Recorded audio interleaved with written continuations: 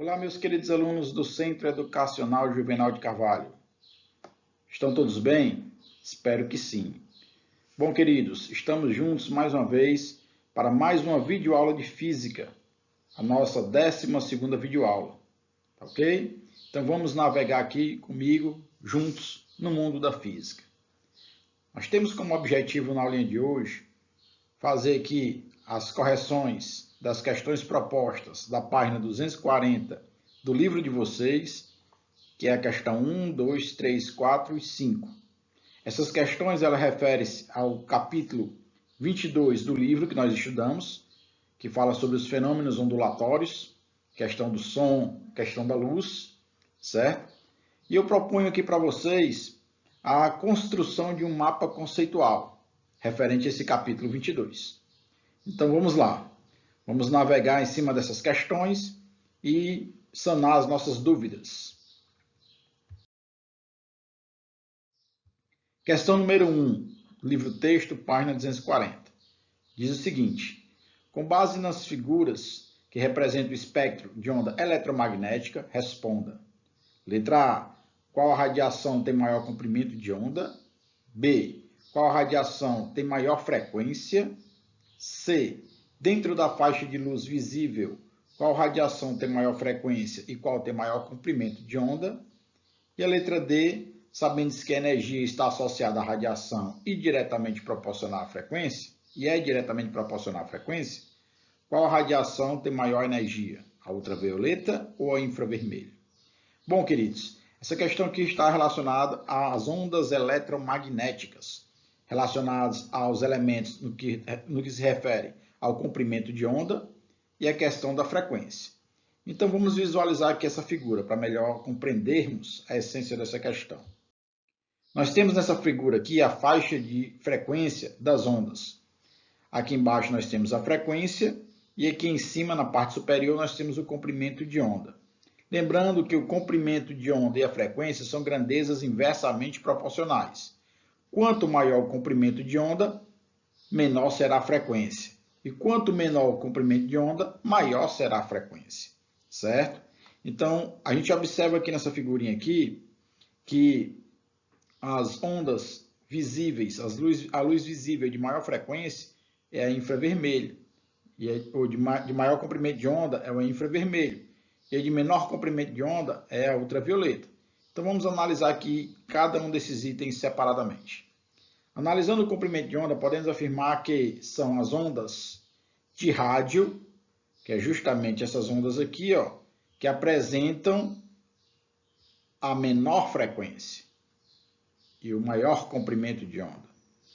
No item B, voltando aqui para a questão, o item B, ele pergunta qual é a onda que tem, certo? Que tem o menor comprimento de onda.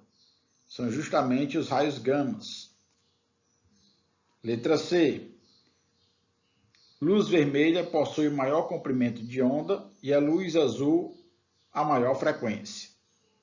E respondendo a letra D, adotando que a energia é diretamente proporcional à frequência, quanto maior a frequência, maior será a energia do espectro de luz.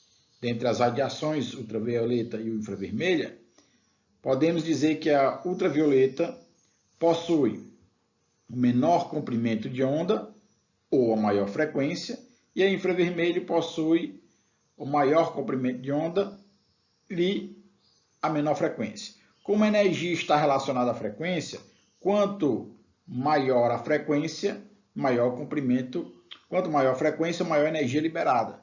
Então, posso dizer aqui que a ultravioleta tem maior energia por apresentar uma maior frequência.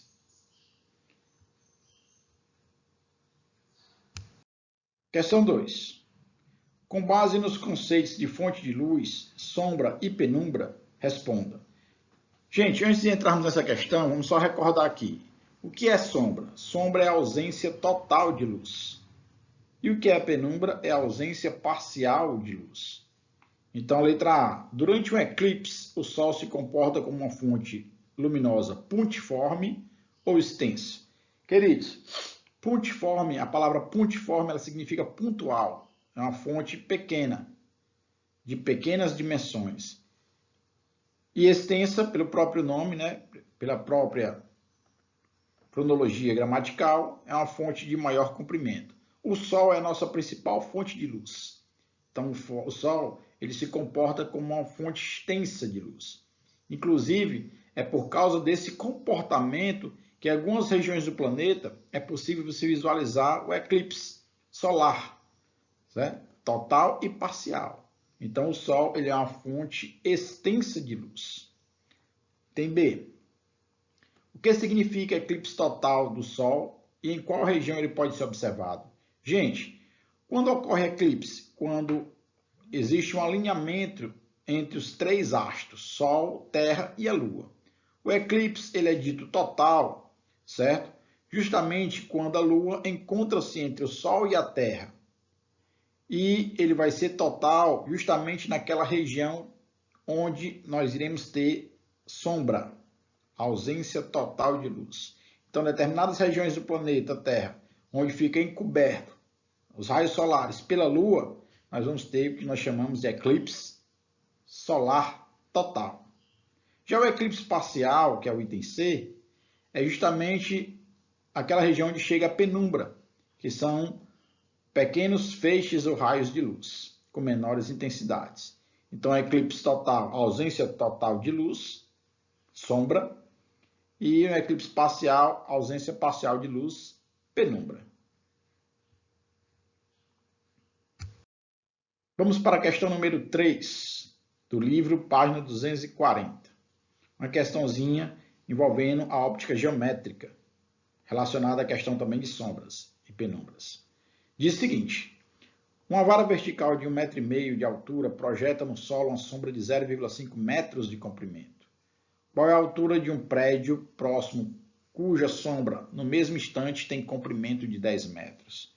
Então, queridos, usando aqui uma regrinha de 3, a gente pode observar o seguinte: 1 metro de altura, 1,5 m de altura, que é o correspondente a essa vara vertical, projeta uma sombra de 0,5 metros. Então, uma vara de 1,5 m projeta uma sombra de 0,5 metros. Então, qual a altura do prédio? Vou chamar de x, projeta uma sombra de 10 metros. Fazendo aqui uma regrinha de 3, nós vamos ter 0,5 vezes x igual a 1,5 vezes 10. 0,5 vezes x igual 10 vezes 1,5 dá 15. Quem está multiplicando passa dividindo. Então, x vai ser 15 dividido por 0,5, que dá justamente igual a 30. Então, 30 metros é a altura do edifício, do prédio. Então, veja que nessa questão nós utilizamos uma regrinha de 3 para poder projetar aí essa questão da altura dos edifícios. Gostaria de lembrar um pouquinho da história. Isso aqui era muito utilizado pelos povos egípcios para calcular a altura das pirâmides, que é uma das 7 maravilhas do mundo, né? Kelps, Khafre e Miquerinos. Eles utilizavam essa projeção de sombras.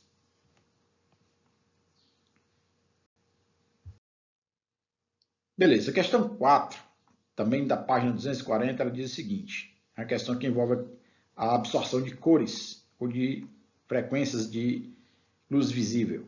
Considere uma bandeira brasileira tingida com pigmentos puros.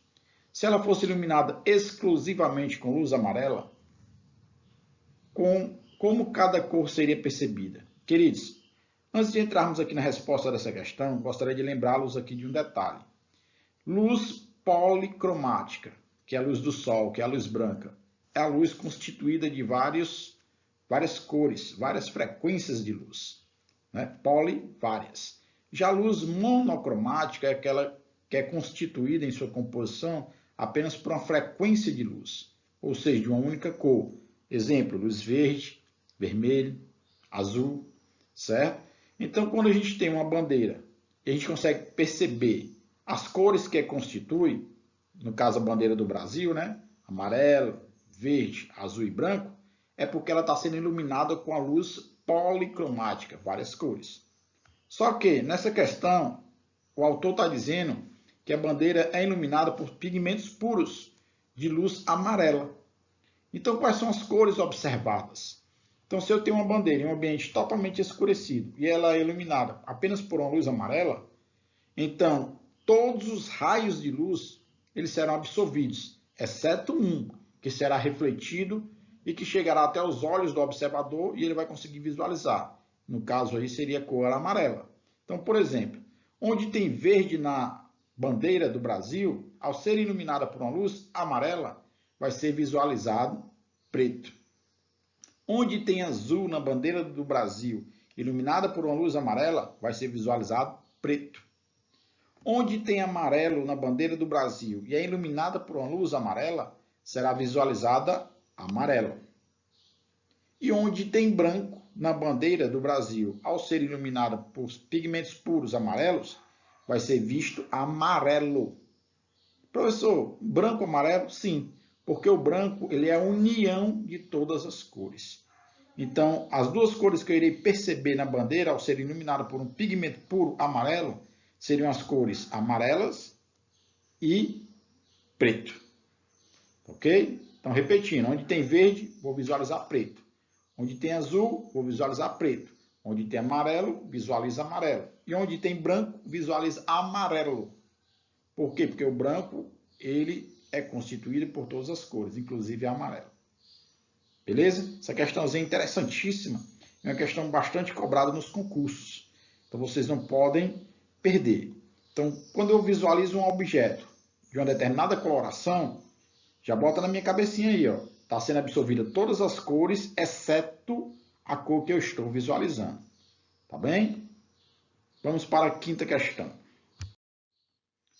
Quinta questão, da página 240, diz o seguinte: explique por que a intensidade da luz em uma sala aumenta quando abrimos uma janela de vidro transparente.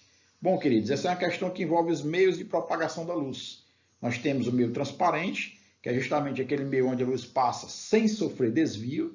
Lembrando que o meio mais transparente que existe é o ar, certo? Onde a luz não sofre desvio. Nós temos o meio translúcido, que é um meio onde a luz também se propaga e passa, só que sofrendo pequenos desvios.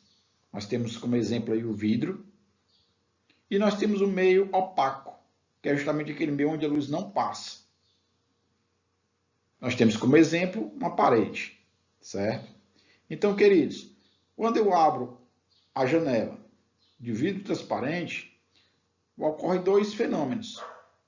É o da reflexão e da refração. Se eu abrir a janela, o fenômeno da refração não vai mais existir.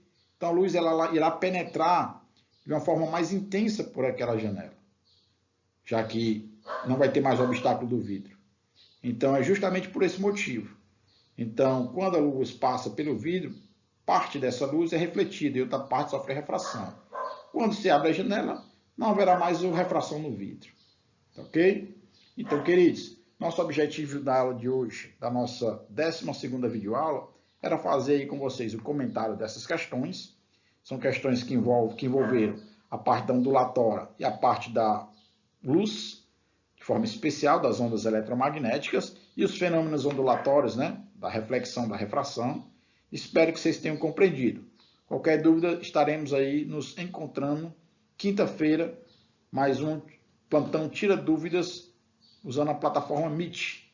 Então, desejo para vocês aqui uma boa semana, fiquem com Deus e até o nosso próximo encontro.